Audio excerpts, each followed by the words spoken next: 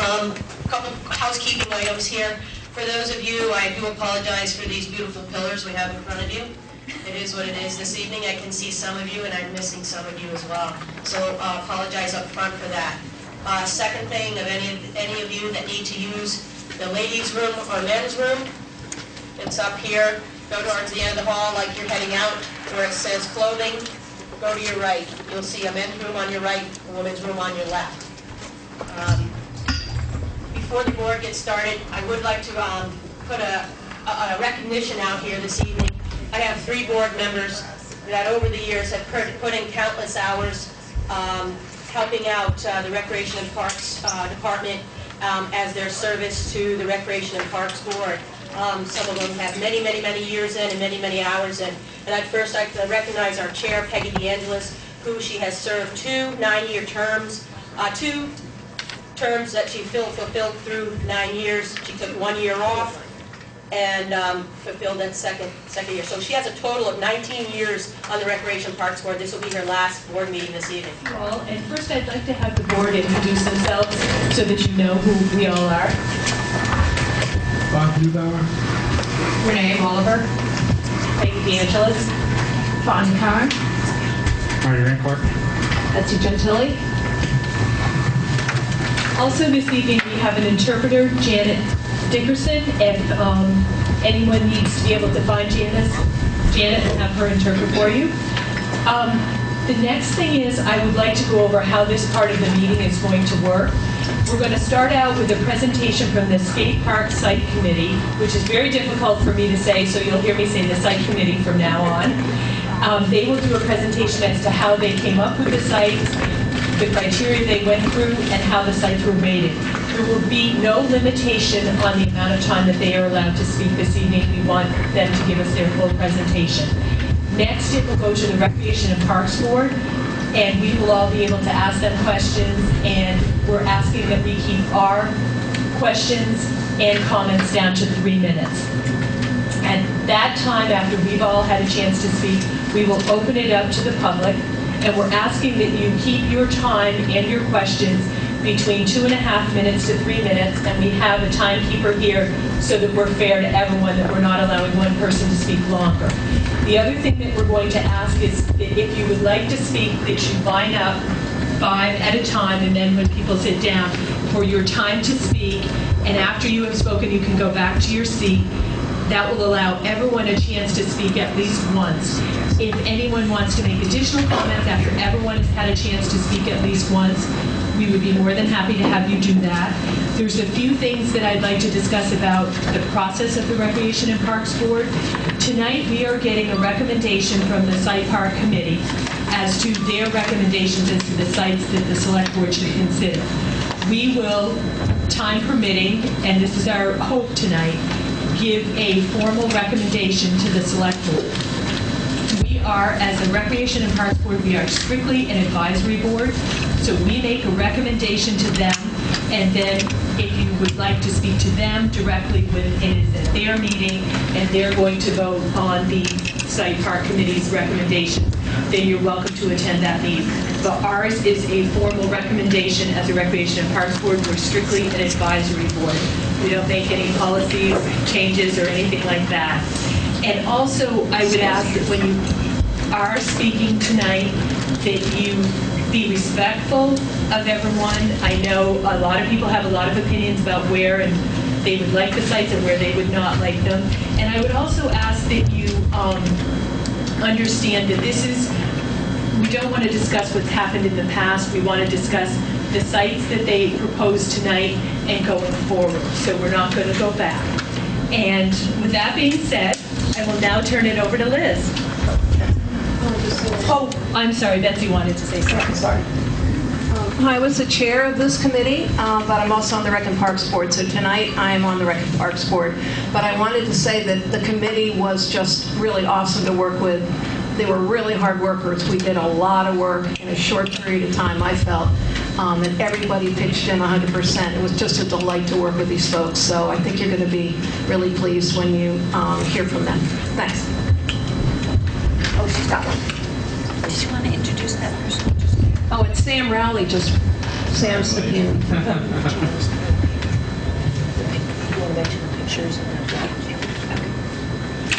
Good evening.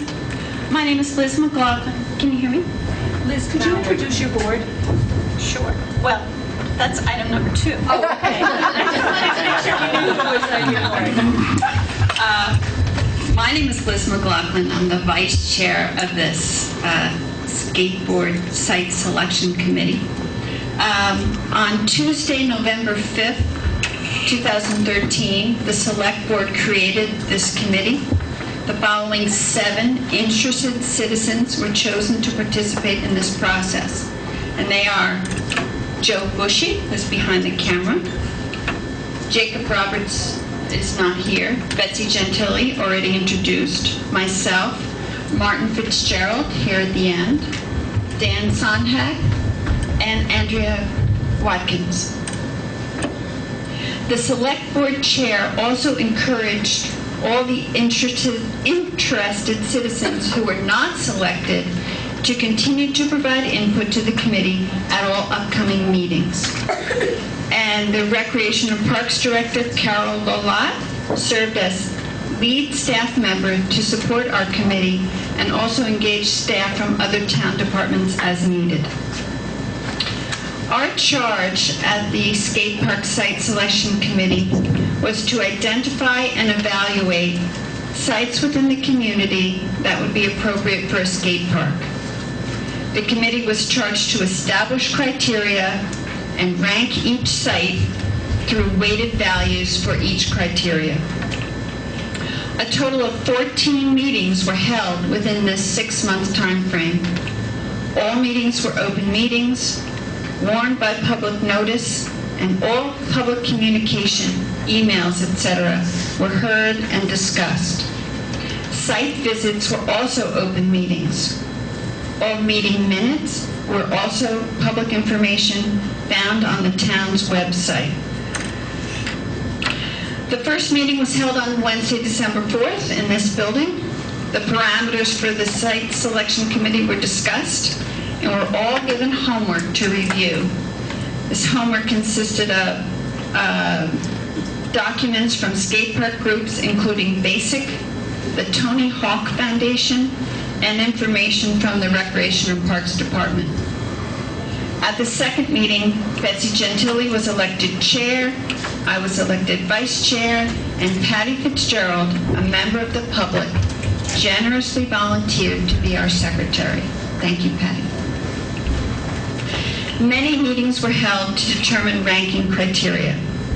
The general headings were cost, size, location, multi-use, and topography. The meetings that followed carefully honed these major criteria and their corresponding categories or subcategories. The ranking system was determined, and potential and public-private sites from an original total of 41 were vetted, and a final group of 14 sites were visited by the committee for our personal ranking in accordance with this criteria. From that ranking, 4 final sites were selected as viable sites for a 6,500 square foot skate park. The committee determined final ranking of all sites during an open meeting. These sites and their final rankings, along with the pros and cons of each, are presented. The number 1 ranked site was the Elm Street lot. The number 2 site was the Crowell lot. The number 3 site was Living Memorial Park at the basketball pool location. And the number 4 ranked site was also Living Memorial Park at the Upper Field location. I will now present the pros and cons for each site. At the number 1 site, the Elm Street lot, the committee offered the following comments. And the Elm Street lot is at the intersection of Elm and Flat Street. We have a map along the wall with the 4 ranked sites identified. And we also have photographs of each of the sites. And I have another map up here with the 4 ranked sites. So the pros for the Elm Street lot were, this site can host a skate park and parking, as it has 3 times the needed square footage of 6,500 square feet. It was also suggested that it was possible for grants to be sought through downtown development funding. It was suggested that there was minimal noise impact because the drying kiln operation adjacent is quite loud. This site is centrally located. It's on a public transit line. It's very visible. The police drive by hourly at the present time. Construction of a skate park at this location was suggested to enhance the area with more activity and to be a benefit for downtown merchants. The site is not too close to existing residences. It's near the Boys and Girls Club, which is the current skate facility. It's indoors. It's also near the New England Youth Theater and future BMC. Is that Brattleboro Music Center? And then one of the criteria was what we call gray to gray or green to gray. And this site, because it's already paved, is considered a gray to gray site because it will go from a parking lot to a concrete skate park. The cons for this location were considered to be that there's limited opportunity for expansion, and that it is near an area that's been identified as a hangout for drugs and homelessness. It is not too close to residences, although neighbors have come to meetings and complained about potential noise from the site. There are pedestrian safety concerns because it is very close to the street and sidewalks. There is the potential, or it has been identified, that this site may have subsurface contamination. It's also been identified as being proximate to an existing brownfield site across the street at the New England Youth Theater. This site has flood control issues. The site was severely flooded after Tropical Storm Irene. And it has limited amenities, and it's not near to a water fountain, a bathroom, or a snack shop. Okay, the number 2 ranked site is the Crowd Lot. The pros of this site are that it is a mixed recreation park currently, and so this use will keep it within the confines of a park use. It is on a public transit line, and it is highly visible from the street, although others felt that bushes hide some ends of the lot. There is no extra cost for maintenance because the site is already maintained as a park. And it's possible for this use to be integrated and used by the Green Street School. The cons of the number 2 site. It is limited site, a size, and everything would be jammed into one lot. There are high speeds on High Street, and parking and getting out of the car can be tricky. Traffic safety issues include a high number of traffic incidents at the Union Hill intersection. And Union Hill is a steep hill. Will skateboarders skate down this street? Green space might be used more by the Green Street School. So this item is both identified as a pro and a con. There is neighborhood concern. Some neighbors are not in favor. There is limited visibility. Therefore, visibility is both a pro and a con. It's a green to gray site, meaning it is currently grassed, and skate park development will provide concrete skate park. There are limited amenities nearby, and it would disturb the current park uses. The third ranked site is Living Memorial Park behind the pool near the basketball court area. The pros of this site are that it's near the amenities of Memorial Park: water, restrooms, and parking. It will expand the current park and recreation options, and it is on the public transit line. The cons of this site are that it's a small space and things would be crammed in to maintain all the current uses. It will impact a current right-of-way. There is a right-of-way that's required for the Brookstone condos as an extra point of exit, and that will have to be maintained in the design of a skate park. There's a need to reconfigure all the current uses, and that may be a cost to the town and an impact to the current users. The neighbors concerned about noise channels traveling up into the condos. There's poor visibility.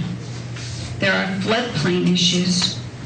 And again, this is a green to gray site. Living Memorial Park has an Act 250 permit, which will need to be amended. And there's a need to remedy the bank of the Whetstone Brook at this location. And our last site, the Living Memorial Park upper field above the skating rink. The pros of this site are that it's a large space not currently used, and it is near the other recreation options at the park. It's not near a residential area, and it has good topography. The cons of this site: it has low visibility and it's far from the main road. It has accessibility issues. It's very steep to get there. And just as with Union Hill, will skateboarders be tempted to skate down? And will mothers let their children be in this isolated location?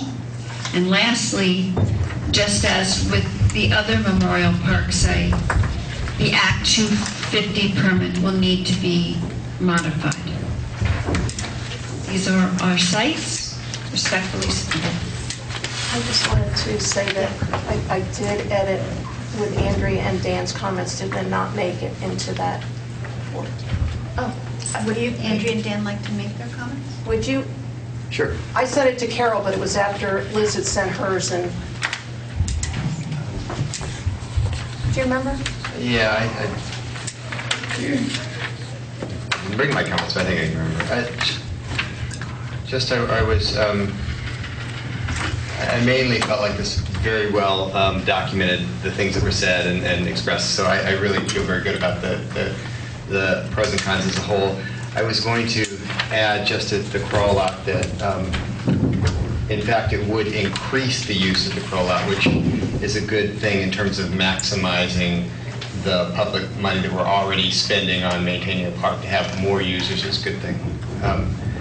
And I also took some issue with the Union Hill being steep added to the con list. It feels to me like the fact that we don't have a skate park in town is a more likely incentive to skate on the street at all. And once we have a skate park, it's going to be less likely, not more likely, that there will be skaters on the street. And it just sort of reinforced a really unfortunate stereotype that somehow skateboarders are reckless and impulsive, and I just think that couldn't be any more false, and so I really objected to that going on the list. That's it. Andrea. Oh, that's it. My name's Andrea Watkins, and I just had one clarification on wording in regards to the Elm Street lot. We characterized it as being too close to the resident, not too close to the residents, although some neighbors have complained. I feel like what we really heard were concerns being raised as opposed to complaints. So probably residents right around here who can clarify that even further for us.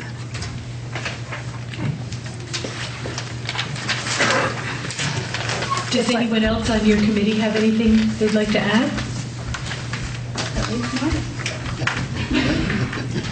Joe? Is this the time for general comments, or? I just wanted to make a point of clarification. No, you gotta turn it on. The light, red? Light's on, the light is red.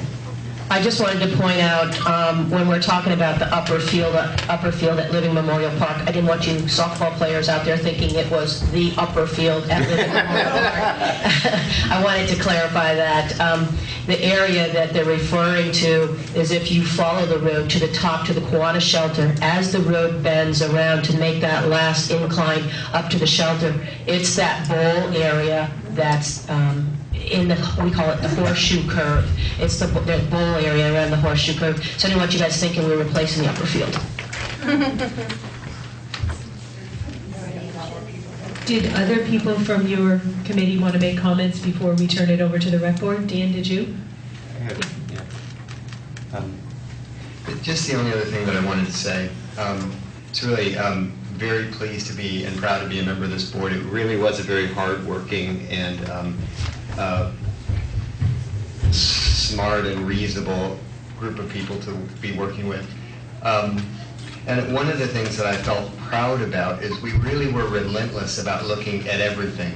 I mean, there were many sites that, oh, you can't look at that, people are going to object, or so-and-so says this is not a good site, or don't even think about the comment. But we weren't swayed about that at all. We absolutely looked at every site that we felt would be good for a skate park, irregardless of what anybody thought. And we looked at it as fairly as we could and came up with rankings as dispassionate as we could. So I feel like,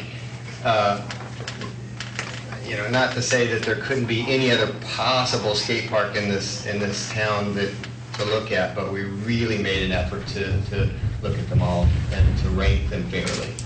And so I think that whether you agree or disagree with the result, you really can't fault the process. I just think we were very firm about not ruling anything out just because, whatever, someone had some strong opinion or whatnot. Does anyone else? There is a list over there of all the sites and the criteria we used. I don't know if you had the chance to pick it up, but it's over there on the table. I'm going to turn it over to our board now, and I'm asking, we'll start down with Sam if he has any questions. And I'm really asking that we keep it to 2.5 to 3 minutes, like we're asking the public to. Okay? Sam, here you go. Sam has to turn it on. Here, turn it on. Okay, I don't know if I have any specific questions. I just took some notes on some of the pros and cons. Maybe you'll have to come back to me, honestly. I don't know if I'm going to start off this process. I thought the presentation was very clear. I don't have any questions. I think that's the information. If there's anything else that somebody has to offer, we'd be happy to hear it, but I think it's a pretty straightforward presentation. Thank you. Patty? I just asked them to introduce themselves before they speak. I know they did at the top, but just to remind us. Bob, right. Renee Bolivar. I want to thank you guys for your service to the town. It wasn't an easy volunteer opportunity, so thanks. Just some questions about the Elm Street. So for the neighborhood complaints, or concerns, was that mainly on Cross Street? Because I'm trying to think, there weren't really not really a whole lot of residential residences on. You're right, there really aren't a lot of residences, and I think it was kind of a distance, but that those people were already impacted by the noise from the kiln drive. Right. And they were concerned that yet another noisy use would be coming nearby. Although we also considered that the one use would mask the noise of the other. And then I'm sure that there's the noise from the motorcycle shop on Flat Street. So there's some noise on that street already? Yeah. Okay.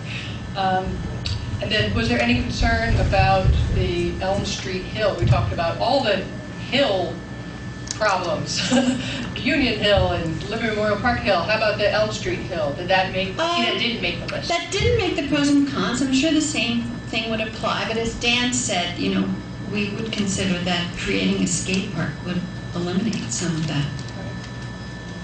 Or all? You know, I mean, Sure. you walk to the park and you skate park there, and you skate there. And they already hang out at the transportation center. So. There you go. Thank you. Are you ready, Sam, or do you want to? I might have a couple ideas. So I'm Sam Rowley. I should also say that I sat as a liaison on the basic committee for a while, and so I'm looking at all the Crow lot stuff. The Elm Street lot, the fact that it did have such problems in the flood, that's one of the only main concerns. Otherwise, that's kind of been one of those holy grail type of spots, I feel like, in the whole process. And the fact that, I think it not being close to residents, it's on the cons, but honestly, hopefully down the road, this is going to be something that people embrace, we want it to be a recreational place, so, maybe down the road somebody will be interested to live near a skate park. I don't know. So then the other thing with the Crow lot, the hills and everything, I just gotta say, is it a problem now? I don't know if it is really. I don't really read much about it in the paper, about people dying, going down, or getting injured going down these hills. So I don't even know if that's really a con.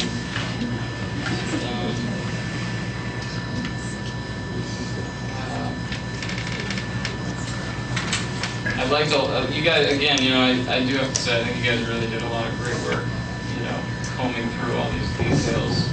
And some of my other notes.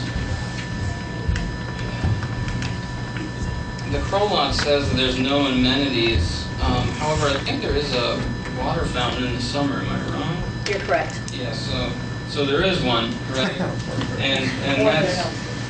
And that's listed as no amenities. However, that would be an amenity as listed as a pro on some of the Memorial Park sites. And then Green to Gray, is listed as a con on Crow lot. However, we do have there's a basketball court there. That's in gray.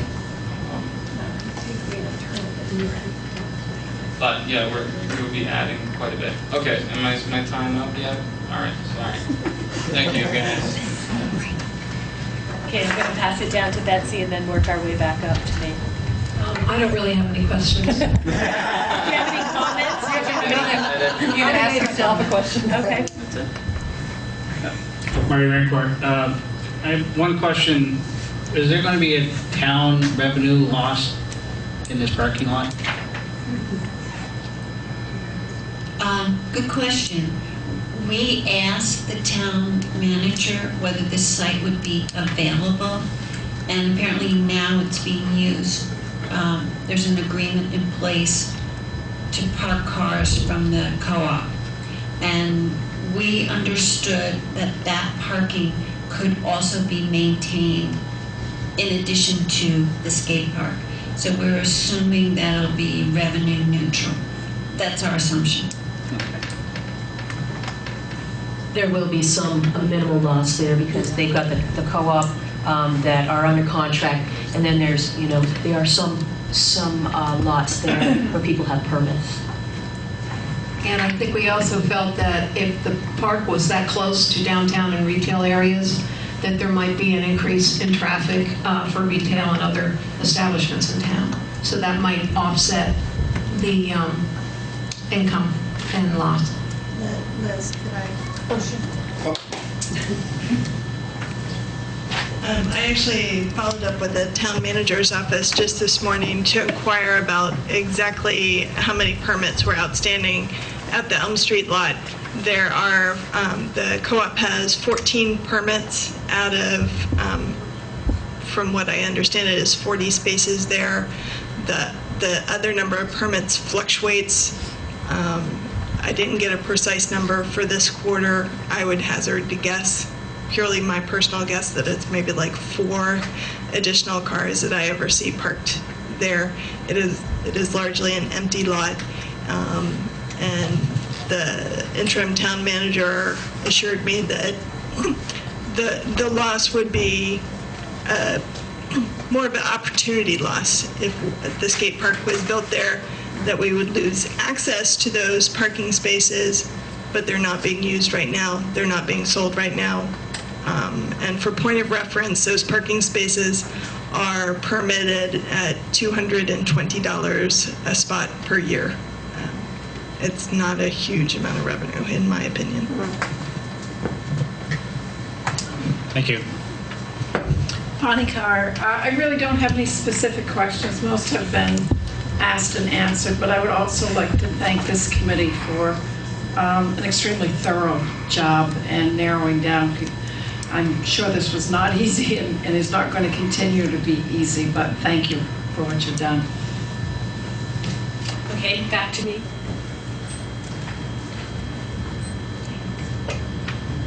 Hi, my name's Jane Sontag, and I live in Brookside Condominiums. Mostly our concern is with the basketball court area. The sound from the skate park is a big concern because our condos are up above it, and so sound might carry up to our bedroom windows or our private decks or whatever.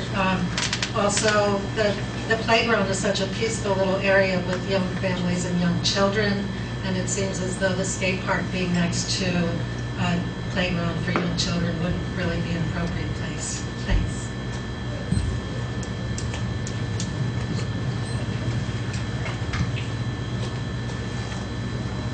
Hi, I'm Adam Hubbard, and I served on BASIC for 4 years, and I've been following along pretty closely. Thank you. I appreciate it. I think it's really good work. I'm also a landscape architect and urban planner, so this is something I really pay attention to. I think one of the misnomers on this in the process that kind of got swept up in this is that skaters are teenagers, and what I've really came to appreciate through this process actually is that a lot of skaters or a lot of people that use these facilities are little kids, and we came to learn what the good skate parks looked like, were skate parks where families could go or parents could go with their little kids and older kids, and that interaction was really moving for me to see. And what I saw on the successful parks were parks that were located within parks, so that a parent could go and have multi-age kids on play structures and basketball courts and whatnot. So I really think that the multi-age aspect is something that could have been weighted in the analysis. I'm a parent of a 13 and a 10-year-old, and I can say for certain that I would not leave my children at the corner of Elm and Flat. So that's not to say that that's not the right spot, because I think Elm Street could really work, but it's up against a few hurdles to a successful park. These successful parks are the ones that are vibrant all the time, and the unsuccessful ones are the ones that are a little bit pushed aside or a little bit difficult for parents to leave their kids at, or a single use. Those are the key. About all the noise, the efforts, the issues that go on down at the Kroll lot. The police have been there, especially in the 70s and 80s, but the traffic situation on Western Avenue is an abomination, and it's getting worse. And especially in the past 5 years. I personally have been involved, or professionally been involved, in 3 of the death cases that have occurred in this town. And it's only going to get worse. And I think this is a significant issue. And I think we all have to take that into consideration. Thank you.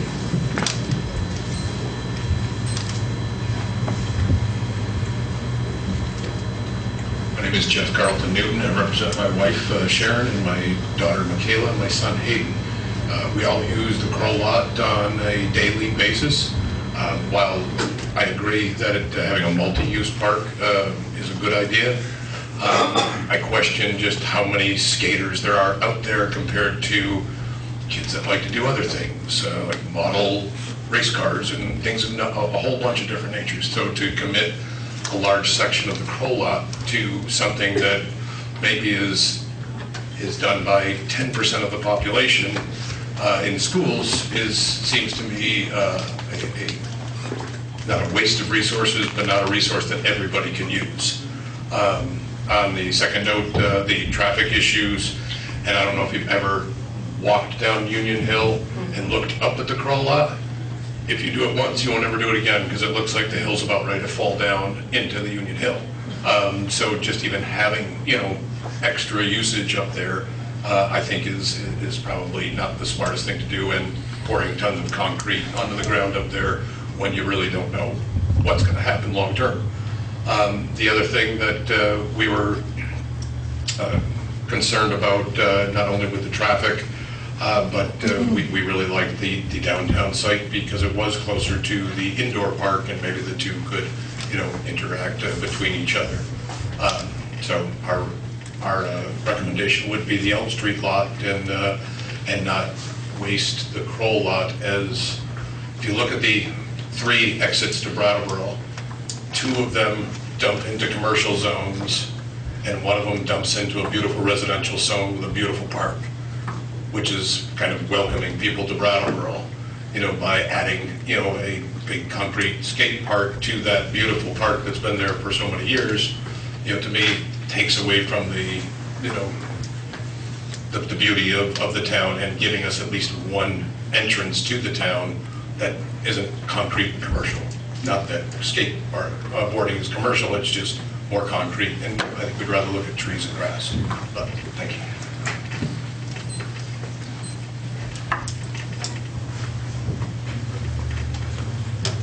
My name is Simran Sachi, and I'm reading a letter on behalf of Wendy Krieger. Due to a work commitment, I am not able to attend tonight's meeting. I would like to say thank you to all the members of the Skate Park Site Selection Committee. The volunteers worked hard for our youth in deciding the best possible location for the skate park. On May 22nd, Skate Park Site Selection Committee meeting, I listened to the reasoning the members gave for rating the sites as they did. After personally reviewing the 4 options, I believe Elm Street is the best location. Elm Street would offer parking, ease of policing, bus route, convenience to downtown, the all-important bathrooms. The location is already a paved area, and we wouldn't be changing a green space.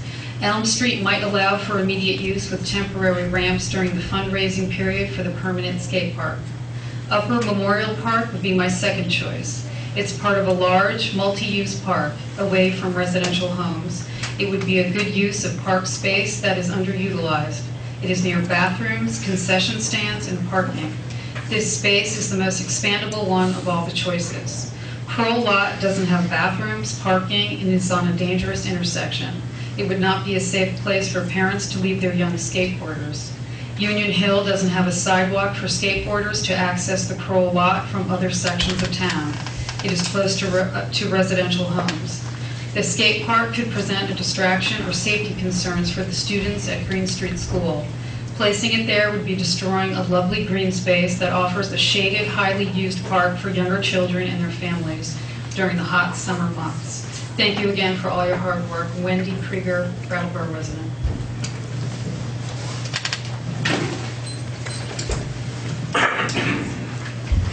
Hi, my name is Les Montgomery, and while hearing the cons for Elm Street, some questions raised right away. I believe you said that there wasn't any room for expansion, and I also heard that it was 3 times the size necessary for the park to exist there.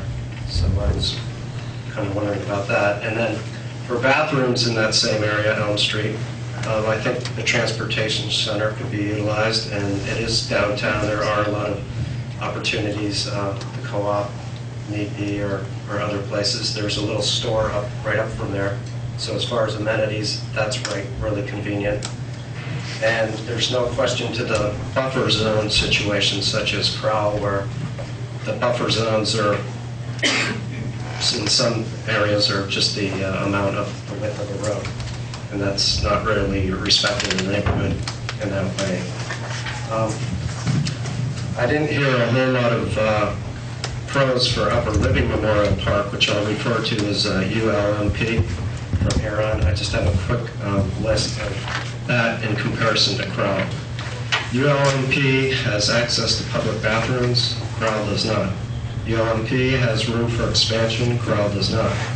ULMP has much better contour, slope, and topography to develop an expansive wheel-friendly park with trails while keeping adequate space for varied uses. Crowell does not.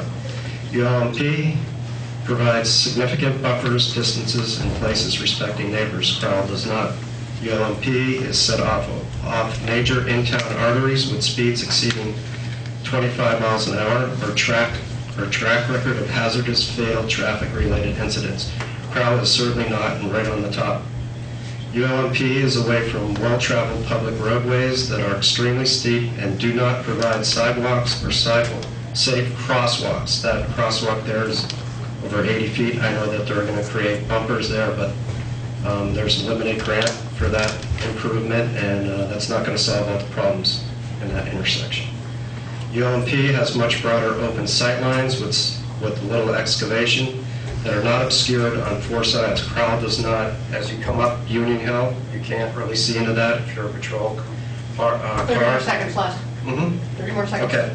And if you're going down the street, you have maybe 4 seconds as a patrol car before the hedge there obscures the view of the park. And in back, there's just kind of woods, so that's kind of eliminated.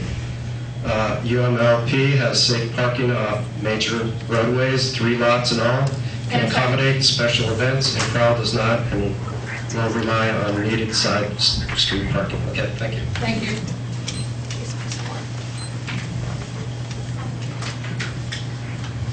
Anyone else? Does anyone want to make a comment twice? Go ahead. Yes, I think another thing that's important to consider is that the Crowell lot is a very beloved park for the town of Brattleboro, not just the immediate neighborhood. There were recite signs all through in neighborhoods all through towns. It was not, and it can no longer be argued that it was just the neighbors in the immediate neighborhood of Crowell lot. I mean, there were signs in Estieville, Oak Grove neighborhoods, Maple Street, Chapin Street, Oak Street. I mean, it went beyond outside, and I think a lot of people have a lot of sentiment about that park. And so I feel it's very important to preserve that. And I think Elm Street actually would be the ideal place. Thank you.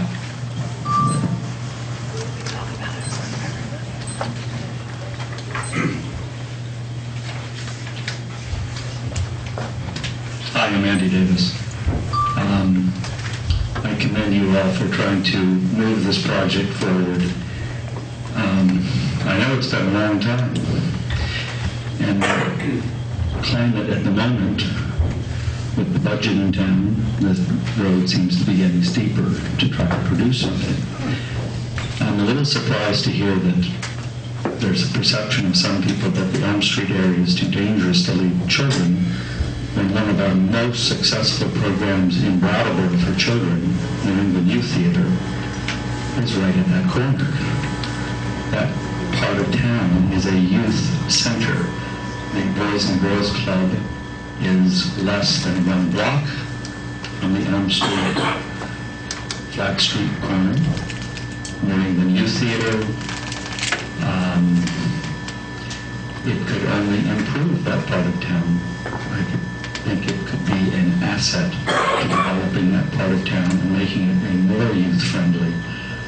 The other thing to keep in mind is where are a large number of people that would like to use such a facility. If you actually mapped where they are right now, there's a large clientele for this project right there. So like when they build buildings, sometimes they put the sidewalks in, and then you go and look where the people actually walk, and you wonder, why didn't I put the sidewalks over there where the people actually walk?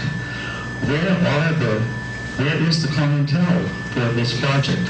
I'm not saying the entire clientele, but there's a huge need for something like this in that part of town, which anyone whose eyes are open will see that. So a really big issue for me is not paving more green space in the town of Brattleboro. I think it would make a big impact on people that are environmentally aware to take a place that's already paved and turn it into a recreation, creative center for children's energy. That would, because the key here in hard economic times is selling this to the town of Brattleboro. There's going to be a cost to it. It's not going to be free. And the only way to rally this town is to find a site that will bring a huge number of people together to fundraise, to make it happen, and you got to find a place that people will rally around. I think Elm Street could serve that. Thank you. Does anyone else have any comments?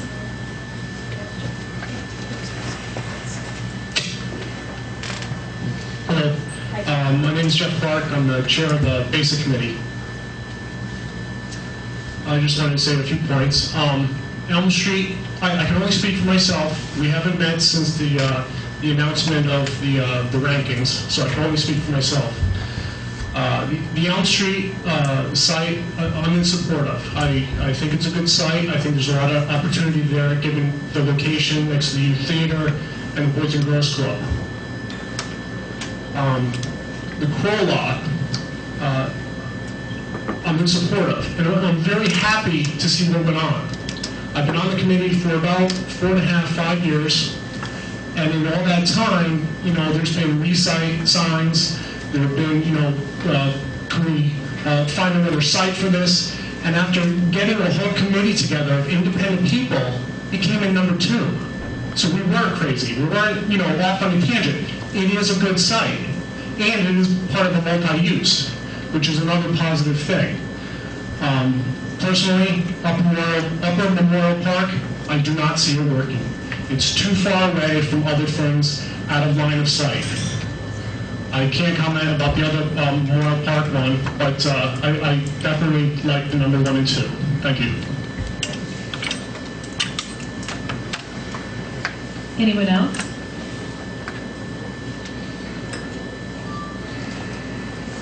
Okay. So do we bring it to a motion now? As a board, do we have discussion? Does anybody want to make a motion? Make a motion. Right. So does anybody on our board want to make a motion? Well, can I ask a question? Sure. Don't we need to discuss if we're going to recommend, how many we're going to recommend? Is there anything we're supposed to be? You should be recommending at 3 to 4. Can't hear you. The board is going to need to recommend 3 or 4 sites to the select board for the select board to review at a meeting down the road. The meeting date hasn't been set, no agenda item has been set, but at a future select board meeting. So this board, the Recreation and Parks Board this evening would need to make a motion. They could support all 4 of these, and in the order they gave them, if you choose to do that, or mix the order up. Possible just to ask a question about, we haven't announced what the rankings numbers were in comparison to each other, 4 sites.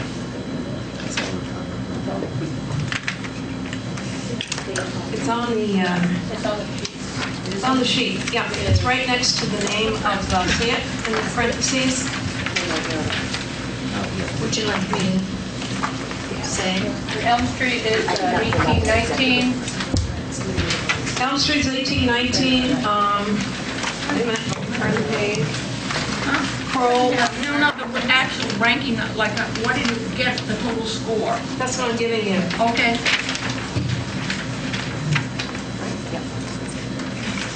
Hang on. I don't have that. They did not get the executive report. I didn't feel it was appropriate to hand that out. Elm Street was 1819, Kroll 1518, Memorial Park by the basketball area 1458, and Upper Field Memorial Park 1428. So Elm Street was the highest by a good number, and then Kroll and Memorial Park came pretty close together, and then the Upper Field was the fourth.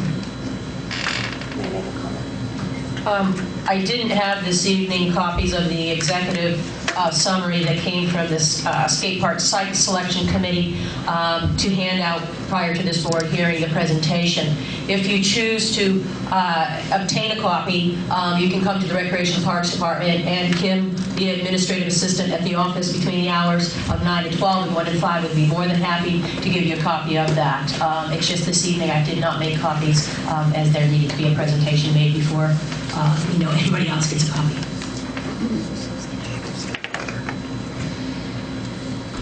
So again, I guess my question would be, do we have a motion from the Rec and Parks Board? I'll make a motion. Can we have your mic, Liz? I'll make a motion. You guys shared that and let's go share this in. Make the motion that the rec board submit to the select board the 4 selections with the rankings that were given to us for them to consider. Second. No, is there a second? Marty second. Okay, Marty second. Now, is there an amendment or any discussion on this motion? Can I please keep this one mic so that it's too hard for me to keep waiting for it to pass there? Sorry.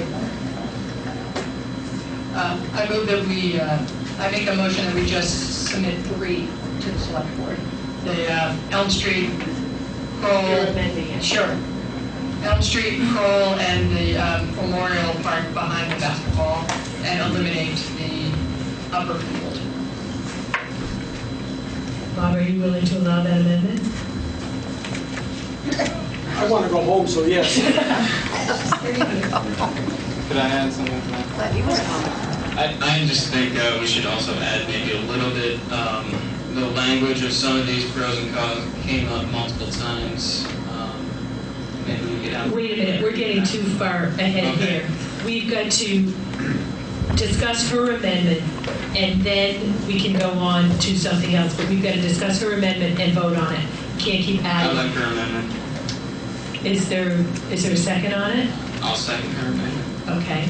So is there any discussion about her amendment? That we have 3 locations, and the locations would be Elm Street, Kroll Lot, and the site by the top 3. Any discussion?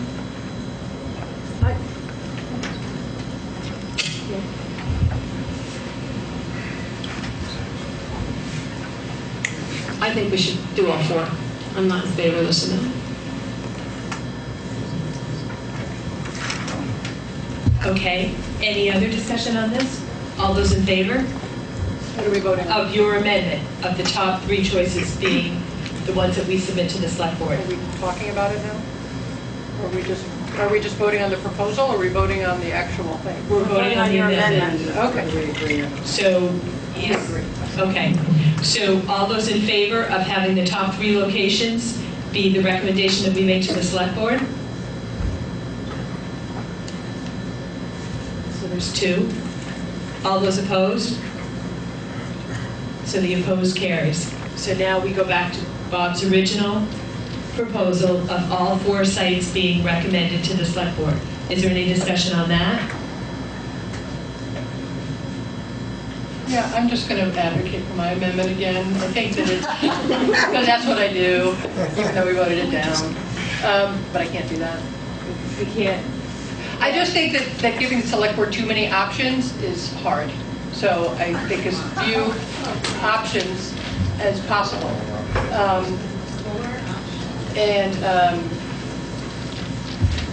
I think that there's some pretty solid statements made, and I was particularly swayed by Jeff's statement as being a member of BASIC for many years, and Adam as well, and thinking that Upper Memorial Park was not going to be a good spot for the skateboarders. Anyone else? Yeah, I think we've heard some strong comments about the upper field. The committee all along has been very, very inclusive. And if there's public that really wants to speak or support that particular location, then I think that they should have a chance to say that in front of the select board when that time comes in the select board meeting, when those 4 sites are presented. I think one of the things that I feel strongly about with this committee was that we had this mantra that if there was one person on the committee that wanted something on or off, that's what we did. If we had to really be as inclusive as possible and as transparent as possible. So that's why I really feel we should honor the 4 and send them on. Anyone else have any discussion? Okay. All those in favor of submitting the 4 sites that were submitted to the select board in this order: the Elm Street parking lot, and then the Kroll lot, and then Living Memorial Park by the basketball court, and Living Memorial Park by the upper field. All those in favor?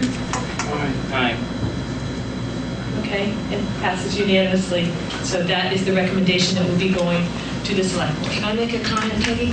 I know that Carol tried to get the word out about tonight's meeting, and I am hopeful, and I know this will happen if Carol's involved, that when we actually have a select board meeting where this board will be presenting to the select board, that everybody get informed of that ahead of time so that you all can be at the meeting.